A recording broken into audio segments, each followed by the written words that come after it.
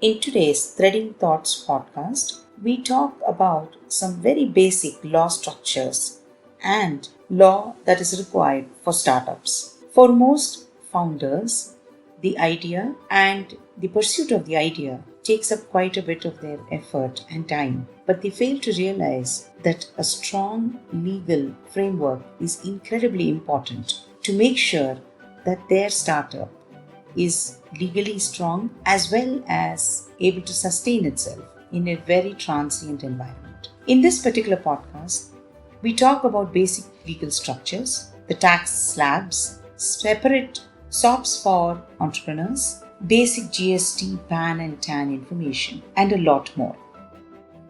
Vikram is an advocate who specializes in corporate and taxation litigation and consultation at one of the leading tax firms in South India, the SAPR Advocates. He is also a qualified computer scientist and was a founder of Efficient Frontiers Technology India, a subsidiary of Efficient Frontiers Inc. USA, which was acquired by Adobe Systems. He is also the founder of Vulcantech Software India, with a law degree from Madras Law College and Masters in Science in Accountancy from the University of Illinois Urbana-Champaign, a double Masters from Stanford University in Electrical Engineering and Computer Science, and a BE in Computer Science and Engineering from the University of Madras. His interest in taxation bloomed quite later on. He was also the co-chair Direct Tax Committee MCCI. He was the CEO of Vulcantech Software India Private Limited. He was the founder of Efficient Frontier Technology India Private Limited.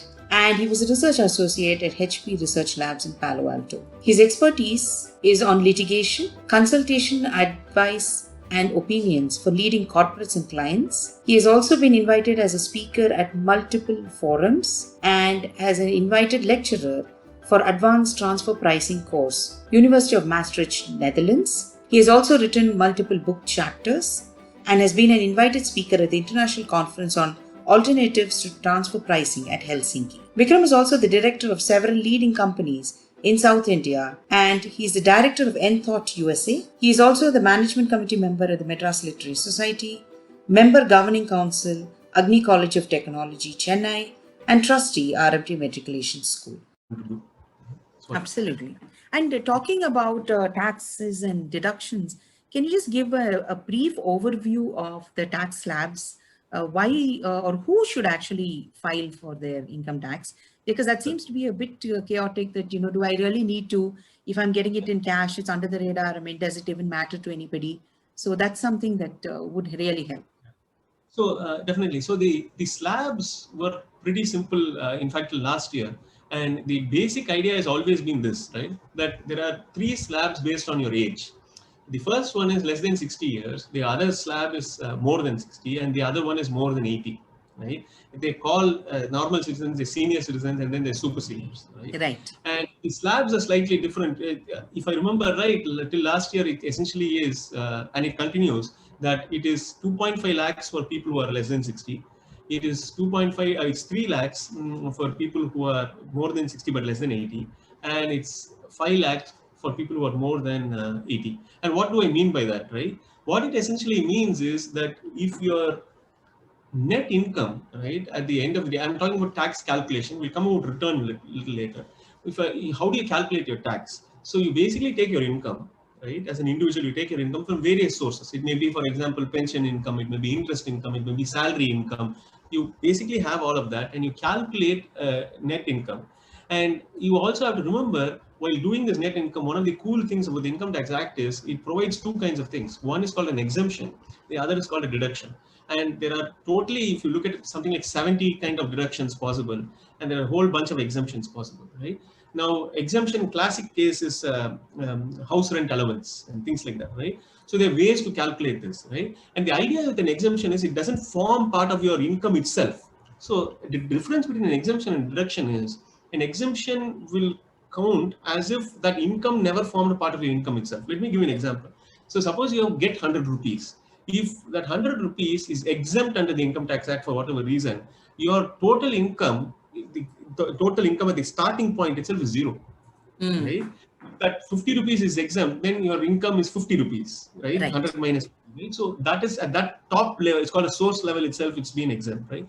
Deduction is you take the income, right? and you have all the incomes, etc. And then in the end, you say, I will deduct a small amount of it because the tax allows some benefits, right? Right. So a standard thing is very popular one is 1.5 lakhs under called a thing called ATC reduction. You would have all heard of Chapter 6A ATC reductions. It's for example, you can invest in mutual funds, you can invest in an LIC scheme, into PF and things like that. So there are a lot of these very age-old saving schemes. Basically, they are saying if you invest in these schemes up to a limit of 1.5 lakhs, you can get a deduction. So what does it mean? Let's take a concrete example. My salary income is 10 lakhs, let's say, right?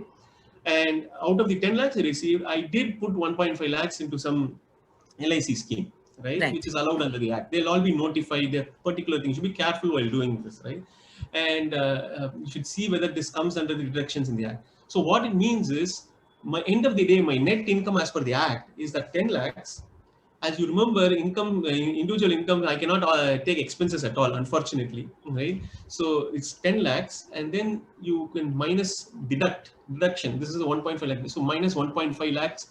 It's not a standard deduction. It's basically a deduction that everybody can get if they Right. avail of it, right? And so it's 10 minus 1 point. So 8.5 is the one which is taxable. That's my taxable income. So if you're less than 60, up to 2.5 lakhs net income, you don't have tax. But from 2.5 to 5, you have 5% tax, and 5 to 10 lakhs income, you have 20%, and above 10 lakhs, you have like 30%. So the idea is it's a progressive rate of taxation, and the more you earn, the more you're taxed. If you are 60 to 80, then the basic exemption limit, as I said, is 3 lakhs. So up to 3 lakhs net income, you're not taxed. And from 3 to 5, it's 5%, and 5 to 10, it's 20%, and greater than 10, it's 30%. And at 80, up to 5 lakhs, you're taxed. And then from 5 to 10 is your 20%, and then greater is 30%. So this is a basic idea of the tax regime that has been existing for quite a while. Usually the governments fiddle around with these slabs a bit, but it's been existing for quite a while. One of the interesting changes is that in the last budget, which was the budget 2020, what had happened is they introduced a new optional tax regime for people. Basically, what they did was they lowered the tax rates in these various slabs, but then they said the downside to that is that you will not have any deductions or exemptions that we spoke about, many of them at least, and also you will not have this notion of age split limits. So 2.5 lakhs is your basic exemption, and after that, if you see the new tax regime, 2.5 to 5 is 5%, right? And 5 to 7.5 is 10%, and 7.5 to 10 is 15%, and 10 to 12.5 is 20, 12.5 to 15 is 25, and only above 15 is 30%. Whereas if you look at the old regime, which is and that continues to exist, and you can only, if you want, you can opt for the new regime, that has the old slab that we were talking about. And the key thing with the new tax regime, as I said, was that if you do opt for it, why would you do so, right? And we look into why that is the case. But basic idea is you do get lesser tax slab rates, taxation rates, but then you lose out on some deductions, right? And these are a whole bunch of deductions you have to forego under this tax regime. Now let's look at a simple example, right? Before doing this, I wanted to tell you, when we spoke about deductions under Chapter 6A, ETC deductions, for example, right? There's another important deduction for home loan interest of up to 2 lakhs. And there's an important salaried for salaried individuals. The standard deduction, no questions asked, is 50,000 rupees now. So these kind of deductions, and there's a whole laundry list which you have to consult your chartered accountant with. It's available in the old tax regime, which continues to exist. You can just go for that, right? But it's not there if you opt for the new tax regime, personal tax regime, which is at a lower tax rate. So let's look at an example. Suppose your total income is 22 lakhs, right? You would take probably these, you could avail all these deductions if you had a home loan you're paying interest for, and then ATC deductions, as we discussed, ADD, and a standard deduction of 50,000. So your net taxable income, if you remember, we spoke about the net taxable income being the one which will be subject to the tax slabs for taxation, and that will be 17.75 lakhs. And as you see how the tax slabs work here. So the base, if you are above 2.5 lakhs, 5 lakhs is will come to 12,500. So every slab is calculated, and then you end up paying 3,45,000 in total for tax. If you use the new optional regime, you don't get all the deductions that you see, no standard deduction, none of the Chapter 6A deductions. And then you end up with a tax payment actually which is 3,97,500. So you'll be wondering what is happening here. In fact, you have a higher rate of outflow in this. But that's because you use the standard deductions very effectively in the scheme. If you didn't, right, and I'll give you an example. If you didn't, the idea here is that the new optional regime will have lesser tax outflow because of lower rates. Now, there's one thing important to understand. These tax slabs that we saw here are the net income. So these are the tax slabs you calculate. You take your total income, then you have your deductions, and you've come up with a taxable income figure, and then these tax slabs are applied. But when it comes to filing returns, right, the gross income is taken without deductions, right? And if you are above, if you have a gross income above your tax slab limit, say you're less than 60 years and you have gross income, that is the income which comes in without deductions is more than 2.5 lakhs, then you have to file a tax return. There are other conditions also, for example, based on electricity bill, how much you pay and things like that, but it's too detailed to go into here. It's kind of important to make sure that you do file a return, because the government always keeps track of various things. For example, many people feel that interest income they earn is very less and they don't need to pay any, they don't need to file any return. But you need to look at these figures and these brackets and consult your auditor and make sure that if your gross income is above a tax slab, definitely that you have to pay. And there are other criteria too. One of the very interesting points I wanted to talk about, because some people may be interested, is that agriculture income. Yes. Agriculture income by itself is not taxable, right? Now, but for rate purposes, it will be added on to your income. I'll give you an example. So it's a very interesting problem. So the thing is, while calculating my income, right, which is 10 lakhs is the salary income in this case. Suppose I had agriculture income of 10 lakhs. I didn't have any salary income, right? The question then is, the immediate reaction would be, look, agriculture income is not taxable. There's no tax, I'm fine, right? But the fact of the matter is, the 10 lakhs will be calculated for rate purposes. Which I mean, suppose I have agriculture income and salary income, right? My income for slab purposes will be 20 lakhs. If I have 10 lakhs each, right? But I will not pay income tax to the level of, for that agriculture income I can reduce. So for calculation of the rates of the tax slab, there will be agriculture income, but not tax on that agriculture income itself, right? Okay. And so it's a peculiar calculation to be done, right? But you can just remember this: agriculture income by itself is not taxable, but for rate purposes, you need to add it, right? Now, one other thing with agriculture income is that not all income will be treated as agriculture income. You should be very careful on that, right? So you might say, for example, I've been doing a dairy business, right? And you may say that is agriculture income, right? There are a lot of cases on this. In fact, earlier dairy business was considered agriculture income. They removed the definitions there. And so you may, for example, be doing trading, right? And they may say that you are just a business. It's not an agriculture income. So agriculture income in a very watered down sense is that if you are a farmer, you are cultivating, you are earning income. And so there may be a lot of, the more income you earn, it's liable to be scrutinized and be treated as a business rather than agriculture income itself, right? So whether you can have a 1,000-acre tea plantation and then say your agriculture income, these issues are all litigated very heavily, basically. Right? Absolutely. But very, very interesting, because some of the questions that most people ask is that agricultural income is exempted. So any kind of agri business or any kind of agricultural sustenance should be exempted. Of course, the structure itself is a little perhaps confusing, because why add the income but not pay the tax on it, right? So the point they are saying is that the slab calculation depends on the amount of inflow that you get, right? But every element of that income need not be taxable. Okay. Right?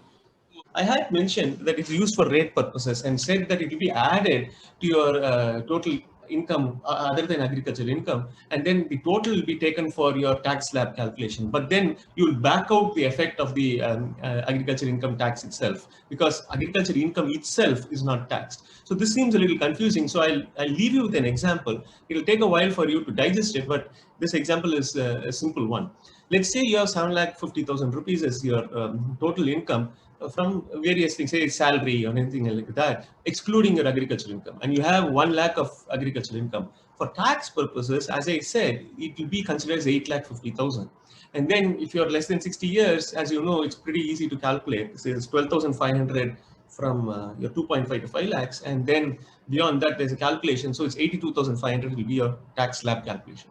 Now, the agricultural income basically boosted you to this level of 8.5 lakhs and made you calculated at 82,500. But then you have to, agricultural income itself is not taxable, so you have to back that out. And the way you do that is you take a basic slab exemption and add the agricultural income component only, calculate the tax on that. That will come to 10,000. And that you remove from the overall tax that you calculated. So you will get only 72,500 in this. What are some of the basic tax structures that startups should be aware of? Of course, it depends on the type of business, the structure of business, I'm sure.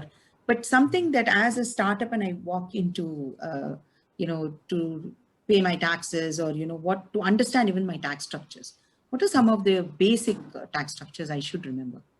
Right. So we discussed tax structures in general, right? And we spoke about sole proprietorships and partnerships and companies.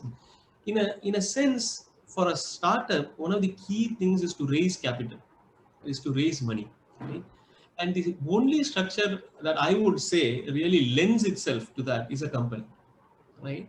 Now, the reason I'm saying that if you have angel investors, people who are going to try to give you money initially, and you have Series A, Series B, as you get more and more funding, this whole sharing ratio keeps changing, right? And the ownership ratio essentially keeps changing, right? And that is very easily done using shares. Because shares are just instruments that you can keep on changing, negotiable instruments which you can keep on moving around. And so I can own 99%, and then if somebody brings in a lot of money, right, and then the denominator becomes large, right? So that person can now owns a lot, and then I can be made 49 and he can be made 51. So it's very easy to do it with the company, and I don't see any other structure other than, for example, an LLP, right, which is a more complicated structure, but has some kind of similar ideas, right? An LLP or a company is what I would say is a startup thing. If you're a sole proprietorship, think about it this way: the person giving you money for a startup, the only way you can really think about it is the person is loaned money to you. Correct. So then it becomes a loan that you have to repay, right? So that's really the realm of debt financing. That's really simple debt financing, right? So it's like going to a bank and taking money instead of going to a private person and taking money. So it goes very much against the grain of expansion of a startup, right? For doing a sole proprietorship. And with partnership, it's this whole notion of liability. I don't think any venture capital person would want to be liable for your running as a partnership, right? There will be no way that will be working out easily. Now, companies directly lend themselves, and a very important thing is to understand the stages of a company, right? The notion of a company, when it's created, right, it's called an allotment of shares, the initial allotment, right? And so when the initial allotment of shares is done, of course, you can give it to outsiders in the ratio that you decide, right? And so that then they get so much percentage of the. So for example, let's say this is called paid up capital, right? So basically, if I say my paid up capital is like say 20 lakhs, right? Now, essentially what it means, right, is that this 20 lakhs can be divided up in whoever gave this 20 lakhs. Suppose one person gave 19 lakhs, other person gave 1 lakh, right? You want to divide it up in that ratio and give them shares in that ratio, right? And so you do a value, you essentially say this share is worth 1 rupee, right? And you can have 20 lakh, or if you have 1,000 rupees and you have 20,000 shares, something like that, right? So the way you divvy it up is up to you, right? And there's some rules for this and all that, but it makes it very simple for a startup to start with a company. The other thing is that benefits that startups are given in the Indian Income Tax Act as well as the government. See, the Indian Income Tax Act has a very nice provision called ATIC, right, which is for startups. Basically, what they are saying is, if you are a startup, right, you can get a tax holiday, right? Essentially, all your gains, your profits, you don't pay tax on, right, for a large amount of time, for a period of years, right? But then the criteria is that you should have a restricted turnover, and usually you end up having that kind of. I mean, you don't have so much turnover initially, so you come into that limit, and then you also need basically to be registered as a startup. But there was also actually there was a dichotomy between the Income Tax Act and that registration, and those things have been slowly smoothened out, right? Because there were different limits, turnover limits there as opposed to the Income Tax Act. As to here, okay. here. And so there were all these problems. They've now sorted it out. But basically, suppose you're a registered, recognized startup, right? What it means is you go and apply in this ATIAC. Okay, you file a return and then say, I don't need to pay tax because I come under ATIAC, right? And why I come under ATIAC? I meet all the criteria which are related to, if I remember right, if related to turnover, right? Correct. And related to being a recognized startup, a registered startup, right? And if I meet these criteria, and you usually get a certificate, auditor certificate, you basically have to get a certificate on that, and then say, I don't need to pay taxes on my profits. And so that's a nice thing to have for startups. It's a huge incentive, right, for startups to be. And a person being an eligible startup is very important, right? And includes profits and gains derived from the eligible business. It's kind of important to derive it from that business itself, not from some other thing, right? There shall, these, I'll skip all the legalese, in computing the total income of the assessee, a deduction of an amount equal to 100% of the profits and gains derived from such business for 3 consecutive assessment years. So we have looked at assessment years before, but basic idea here is, let's see this total income of the assessee. So there is an income that person makes, right? And a deduction of an amount equal to 100% of the profits and gains, right? So basically, whatever profits and gains you make, right, you can claim a deduction on, right? If you remember the whole idea of a deduction, you can subtract some small amount usually.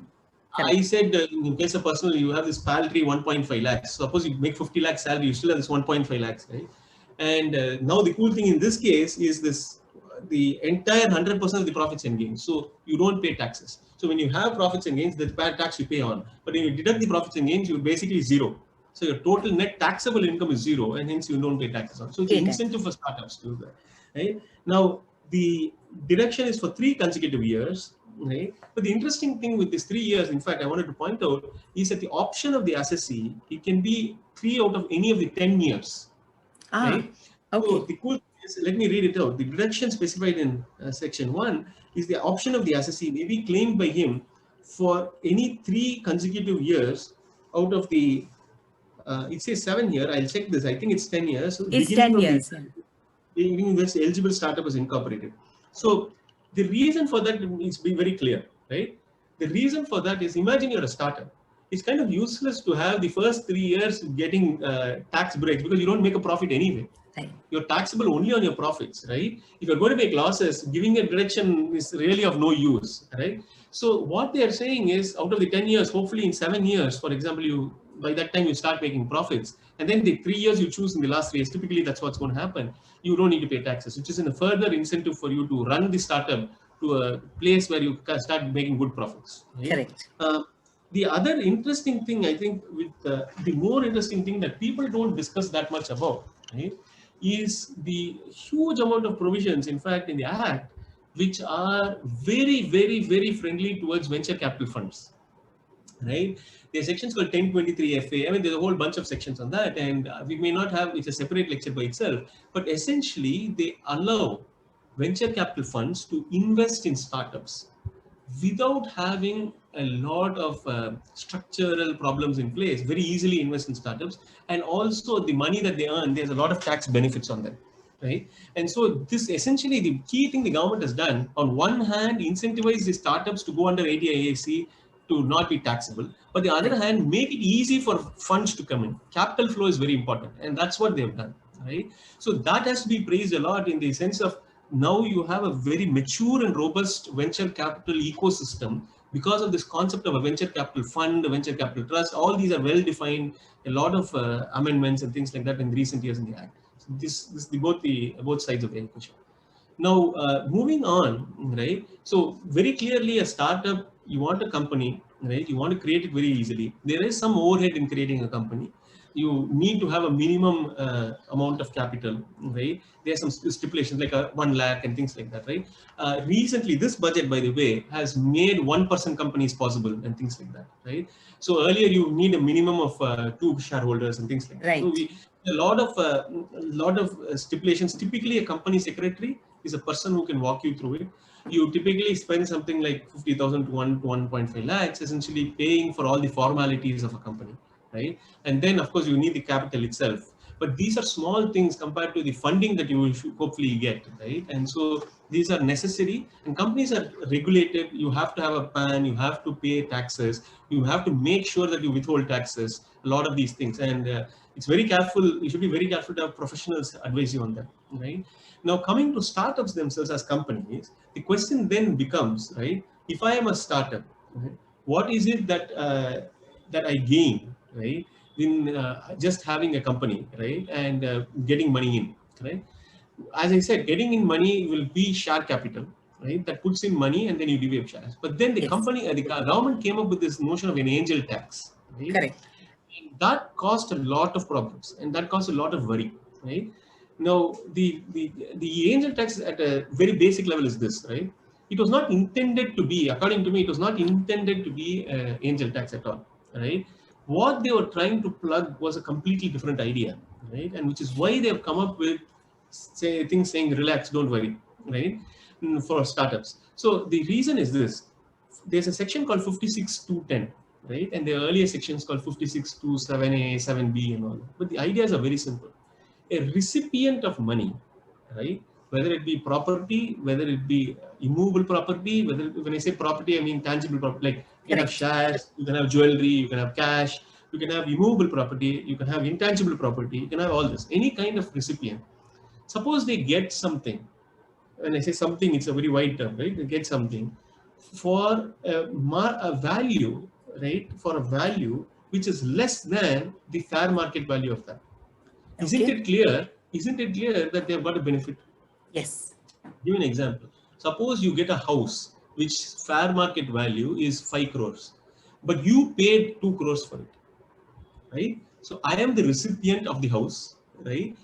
I paid only 2 crores for it, but I got a 5 crore worth item with me. In my case, it's pretty big item, which is the house, right? Now, their point is that 3 crores is undervalued. It's a benefit that you got, and it's an income from other sources item for you. Hmm. So it will be taxable, and no, this value will be the fair market value will be taken. The pay amount you paid for it will be taken. The difference will be calculated. That will be added as income from other sources in your income tax return by the department, and you pay 30% tax on that with On surcharge that. amount. So this was the basic idea because it kind of plugs a loophole, right? Suppose you had all these transactions before that people would make these transfers, right, at lesser than a guideline value, correct? When you talk about guideline, you talk about the immovable property, right? Right. Then what is it that you have got a benefit, but you're not paying any tax on that, right? So the government plugged these loopholes and they said this applies to everything, right? It applies to shares also. One of the classic cases is that you can undervalue shares essentially and then transfer them to some person, right? And then it will get overvalued It and immediately rises up. lower values. And then there used to be a lot of scams in this.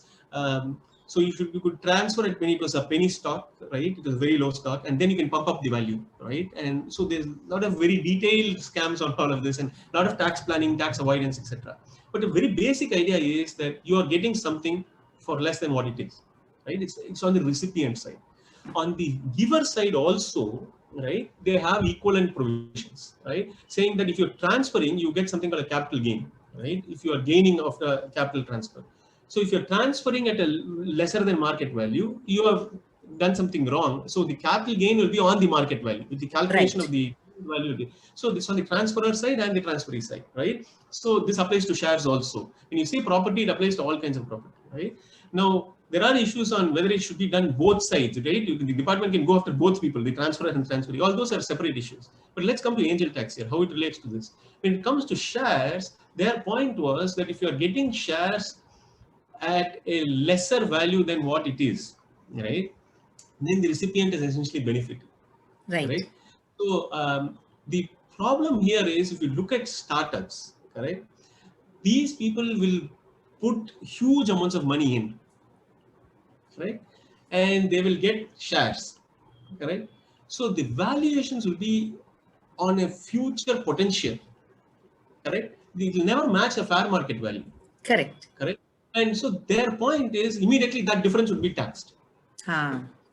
So their point was this makes no sense. Then no startup can exist, right? Isn't it? Because then every startup is on a future potential, and so the valuations will be out of whack with fair market values. So what Absolutely. is what is one person's treasure is another person's garbage. Okay, essentially, you think that the startup will do great, and you invest a huge amount. So, a classic case, for example, and we do a lot of cases this way, is that startup is in the in the optical arena, right?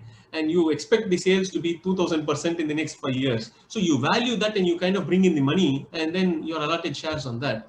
But they will say the actual value is really not that at all, correct? And what you have essentially got is a lot more, right? For some value which is really junk, correct? Which is Right. what they say. And so this is basically something, this is income from other sources. So this caused a lot of worry for startups, because basically the valuation of startup cannot match a fair market valuation. Having said that, right, the notion was that the valuation to do fair market value was specified by the government, how to do this. And Correct. they use standard methods called discounted cash flow. You can use a lot of these things. But then the devil is in the details, right? So the discounted, you can use different percentages for discounted cash flow. You are essentially saying, I'm predicting the future. What is my net value right now, net asset value? So the startups always came up with, oh, this is the correct value, and we Hmm. have a valuation report, right? And the government will always come up, the department will always come up with saying, this makes no sense to me, right? This Correct. valuation reports.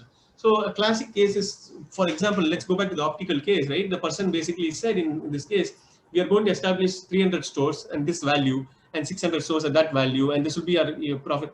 The department will say, look, you right now have one store, right? And this is where we are, and this evaluation is what it is. And so they'll say the projections are not the way it is, and there's a lot of things in that. So the government was really worried when all the startups complained, saying that we are getting across the board, we are getting notices and levies, and the department is not accepting the valuation, right? And so this has to be looked into. So that's why the government came up with the reassurance. They have a circular and things like that saying, we will not go against startups, eligible startups, with respect to angel tax valuation. They issued a circular on that. And so there's this peak or a blip wherein a lot of notices and litigation was started Right. on it. And now that has kind of died down. I think they're careful not to put their toes into the Indian startup success story. Right? Because once you do that, immediately the venture capital flow will dry up. Right? So that's Absolutely, the absolutely. That's quite yes, threatening to the venture capitalists as well, because yes, they actually believe what the startup can be, not what it is right now. So right, it's exactly, very future ready for them. So exactly. that's the. But one this I mean, you actually came right into what I was thinking of, and this is exactly where we wanted to go. There was just one more question that most people are a little confused on: what GST is, because do we? I mean, are we even part of? Should everybody pay it? Are we going to be held accountable? Especially for startups, they're quite confused because they don't know whether that is sort of something that they should be very aware of. Right. So the income tax is always has been very clearly a direct tax, right? And why it's a direct tax is it's basically directly related to the profits that you make, right? Right. The income that you earn. So in a sense, it's an income tax, right? Of course, minus the expenditures that you can get away with, right? So the question with GST and others are, they're indirect taxes, right? So it is not that it is directly related to your income or the profits. Rather, these are more of the kind of consumption based. So what you are really consuming of these services, right? Now, interestingly, it used to be service tax. It's saying that only services that you consume, they will be taxable. Now even goods are there, so it's a goods and services Right. tax. Right. So it's that everything that essentially moves around is going to be taxed, right? So now the key thing here in GST is this. Let's first understand how GST works, right? So with TDS, when I paid a person for his services, there was 100 rupees of money which goes that way, and it goes to him from me. 10 rupees was the prescribed rate of withholding. I paid 10 rupees down. With Correct. GST, let's assume TDS is not there for a second. Now with GST, it's very different. Let me put it in how it works. The services he is called the service provider. I am the service recipient, right? And it takes a while to wrap your head around this, but here's how it is. That 100 rupees is subject to GST of 18%. Okay, that means when I pay him, right, I pay 100 rupees for the service which I have received. The service recipient pays the service provider 100 rupees plus the GST. Ah, The is 18 rupees. The service provider takes that money 100 rupees he keeps in his bank account. At 18, he just gives to the government. Huh. So he receives and he gives it. So the service provider is the person who collects it from the service recipient and then passes it on to the government. Correct? Now the question, this is how GST works, right? So then it becomes a spending tax. So when I consume a service, right, I am the person paying it. The ultimate consumer is the person who's affected. Correct. Right? Correct. This whole notion of value-added tax is really what GST is. So at every part of the chain, from raw material to the finished product, which you see in a store shelf, at every part of the chain, when there is a value addition by a person, that amount is taxed once, right? And so it ends up, all of it will essentially end up in the customer, right? And the customer basically will then pay the tax for that amount, right? Right, to the store, and who will have to pass it on to the government. And every part of the chain, the value addition will be passed on, the tax will be passed. It's called a VAT tax. Right? Let's come to GST per se at the last point, the consumer Right. cost, right? So that's the easy thing to think about. So if I go to a barber, who is the service provider? He is the service provider. The barber is. Correct. I am the service recipient. Recipient. Right? Yeah, and so he charges me for keeping it very simple. He charges me. So he charges me 100 rupees, right, for his haircut. And so he charged me 1,000 rupees for a haircut, right? So I have to pay him 1,000 plus 180 rupees, right? 180 he goes and gives it to the government, correct? This is what GST is all about. Now what happens is it the case that I always have to pay 18% for every service and good that I buy or service that I consume? Is the question, right? The answer is not so, right? But mostly so. The answer is mostly so, right? The standing joke which has always been told about GST is the only thing that they've really left out of the GST ambit is the service husband provides to a wife or wife provides to a husband. Even that's going to be taxable, intangible, right? Because what happens essentially is that everything that you can think of is taxable. It's so intelligently done that what they have is essentially used to be this concept of a negative list. They will basically tell you what is not taxable. It's easier to list that. They just list that. They actually just list those only. So that used to be even in service tax, that they will tell you what not is taxable.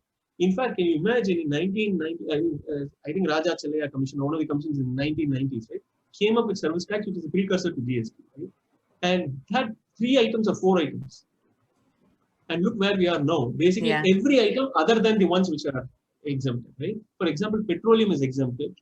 Alcohol is exempted. There are like a handful of items which are exempted because they are stateless. Essentially, they are all typically stateless, which the state can make money on. So coming to the point of who's to pay GST and when you should pay. So you can always assume you always have to pay GST for everything, right? And if the bill they raise, if you see that 18% will be split into 2 things. It's called IGST and CGST. Right? Correct. Correct. What they're saying is, to put it, I mean, very simple, naively, is that some 9% of it is going to the center. The other 9% essentially is a state contribution.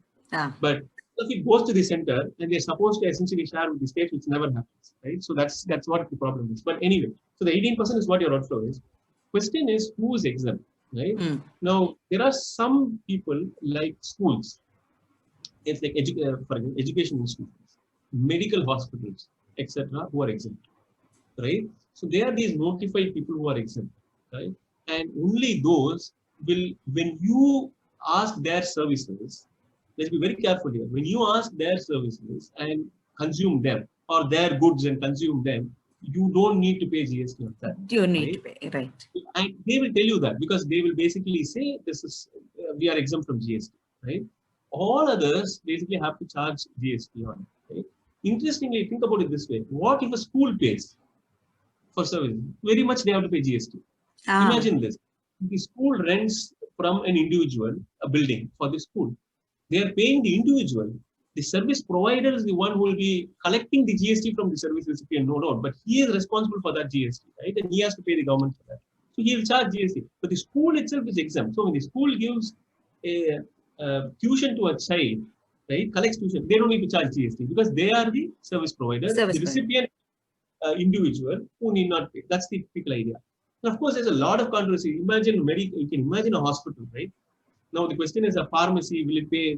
If it's inside a hospital, will it pay? If it's separate, will it not? I mean, this whole issues. A lot there. of There is nuances in that. a lot of nuances, there are a lot of writs and litigation and things like that. But now, the interesting thing with GST is it's tracked by a thing called a GST-IN, right? Right. A GST-IN is a number that you essentially register for. And similar to your PAN, it's yet another registration you do, but this is for indirect taxes, right? So GST-IN. Now, the thing with the GST-IN is that there is one caveat to all of this, right? And the good news is, if your gross turnover, right, the turnover, talking about your turnover, and that means the receipts, right? There's no expenditure on it. Is more than 20, is less than 20 lakhs, right? And they may have changed it to 18 lakhs or so, but I have to check. But 20 lakhs is always a while. Is that if it's less than 20 lakhs, you don't need to register yourself to GST, right? Now, once you are on that slab, right, which is less than 20 lakhs, and then there's this thing that when you charge people, you don't need to ask them to pay you GST, etc., right? But you have to be very careful here, right? Because when everything is tracked, right? Correct. There are these cases where if you cross 20 lakhs, right, and you immediately register, right, you have to register immediately, right, because the people paying you. And if you come back below 20 lakhs again, you still have to file nil returns. You still have to keep doing You'll it. need to keep it, that upkeep has to be there. GST involves a lot of work. There's essentially a quarter-based system. You can do monthly, but you can also opt for a quarter-based system, right? And it involves a bunch of forms, right? And the problematic thing, there are a lot of issues with this. So, for example, an onus in GST, more so than even TDS, onus is on the person who pays the GST to you, right? He has to verify that that person who you paid to actually paid the GST. And so there's this whole GSTR3. I mean, there are a whole bunch of forms for all this, right? There are penalties which are involved. There's a huge amount of, onerous responsibility on the payer for this, as well as, of course, the person who receives it, right? And they are very, very aggressive about GST. And again, just like TDS, I would say the advantage with TDS is it's an old law, in the sense that it has a lot of jurisprudence, a lot of checks and balances and things like that. GST has been pretty aggressive regime. For example, there have been cases of people have been jailed for not paying the GST and things like that, right? But the other interesting thing is there are a lot of scams. Fake invoices itself are raised, right? So the invoice itself may be fake, and they're passing on money as GST. There's round tripping, and all these things are there. But you should be very careful to comply with GST. And one thing I will tell you is this: just like TDS, you think about it this: any payment that you make, by default, you should assume there's GST.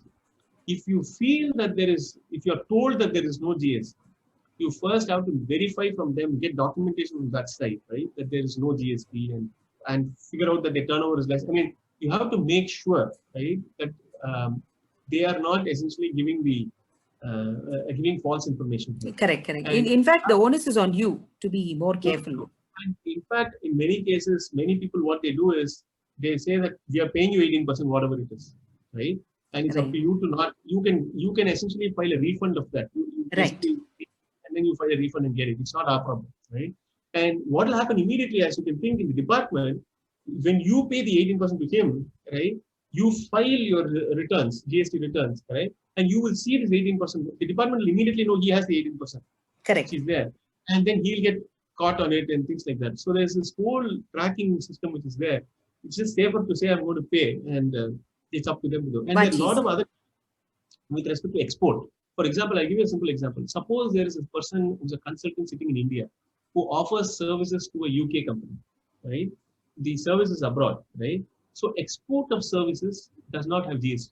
Okay? So export, SEZ exports, for example, right? It's a very classic thing of doing that. But the notion of an export of service is defined in IGST Act. It's very, very, you'll be careful about parsing it, right? Right. Because you have these ideas of there's a location of the provider, the location of the receiver, the location of the supply of the service, right? So I can be sitting here, but the end result can come here, or is it used there, etc. All that, right? So the notion is, assume in this case, I am the consultant sitting in here and just giving the services there to the people in UK. So I'm a lawyer here giving an opinion, which is going to be used there, correct? Now the point is that is clearly an export of service. There's no GST.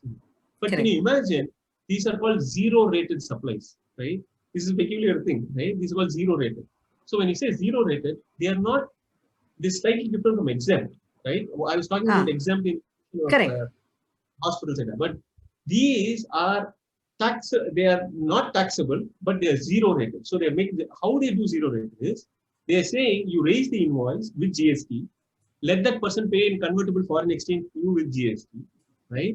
And then you file a refund and payment. Ah, So that's it's a lot of zero rated. hassle. A lot of hassle, and this is why exporters were terribly irritated about this. And if you look at the initial GST implementation, I'm sure a lot of people read in the news. It will like 17,000 crores is cut to the government without refund. 20,000, and it was all this. They mandated you to file and claim a refund, right? Rather than say you don't need to file at all, right? Which is what people were very upset about. But now they have said the system is smooth and you can get it very quickly and things. But yeah, there's a lot of. I mean, GST is an ocean of procedural issues, right? And as opposed to income tax, which is much more worn out, there are a lot of issues there too. But with GST, it's a new law, and a lot of issues were still there from time. But so Okay. startups, whenever they avail of services, for example, rent, for example, professional services, right? Right. All those from services from third parties, right? They should make sure that GST comes into play. Interestingly, I'll tell you one thing very important. People should get confused. These are goods and services, not employment. Right. Employees don't have GST. You don't say salary plus GST, right? Correct. There's no way there's salary plus GST. So that's very important. That's one. Second is always as always, right? The lawyers are exempt. I mean, there are different classes, but the idea is, in case there's this notion of, in some cases in GST, there's a notion of reverse charge mechanism, and reverse charge mechanism is a little peculiar, right? But it's nothing great. It's very straightforward. So what you're saying, in some cases, the person who is paying, right, will be responsible for GST. So suppose I give that fellow 100 rupees plus 18, right, and he pays the 18. Instead, I should pay the 18 myself, right? So there are certain classes of people you want to Who pay. can, yeah. So they are like certain individual lawyers and things like that. So those classes are GST will be applicable, but then will be by a reverse charge. So it will be borne by the person who is paying them, and they have to take care of it. So there are a lot of things like that. But in a startup scenario, it's very important to think about this way. Please pay GST on every outflow that you have. When you are raising invoices, make sure that you raise it with GST, essentially, right? There are a lot of small nitty-gritty. I have not gone into composition scheme. What if there's goods and there's labor, right? And there's all composite contracts are there. Correct. And a lot of things are there. So in case of startups, a lot of them will do export of services. In many cases, that's not taxable at all, right? And a classic case is if you are the Indian subsidiary of a foreign company. And usually startups are like this, right? A startup will be incorporated in Delaware, Delaware LLC or something like that. And you have an Indian subsidiary who is doing the work, the software work, right? But it will be a subsidiary of the foreign company. In such cases, the amount of services provided from here to there has to be on a cost plus markup with income tax. We won't get into that, right? But there's a cost plus the markup has to be charged. And you do raise an invoice for the cost plus markup as well as the GST, right? But then, as I said, because it's an export of service, you can then file a refund. You can file it. So export of services, you should be careful whether you come under export of services. You can do zero rated supplies. If it's local, you make sure you pay GST. Make sure, most importantly, that you file the returns. In fact, if you don't file for 6 months, you'll be probably, if I remember right, there'll be penalties. You'll be struck off the list. The entire thing is such a mess. They'll freeze your accounts. They have a lot of powers to arrest and things like that. So it's very, very tricky to do. So thank you so much. It's you've just provided a wealth of knowledge. And in fact, what was surprising is any other questions that I thought of, you naturally led into it. And you are literally at a phenomenal position where you're not only an entrepreneur, but you also are a lawyer. So you have the best of both worlds and a bird's eye view to actually see, what others might not perceive. So thank you so much for taking so much of time off and, explaining these really intricate nuances, but in a very simple way. And it's more like, tax law 101. So that was absolutely useful. And I know a lot of people would love to ask more questions and reach out and get more clarifications, but this gives a very broad, very clear view of what we should expect before we even talk to a lawyer. So thank you so much for taking time off. It was really valuable talking to us. It was my pleasure. And as I always say, it should be very important. It's very important to go to a tax professional or a auditor before making any final decision, and not based on this talk. But I thank. It was a great session. Thank you for listening. Thank you so much.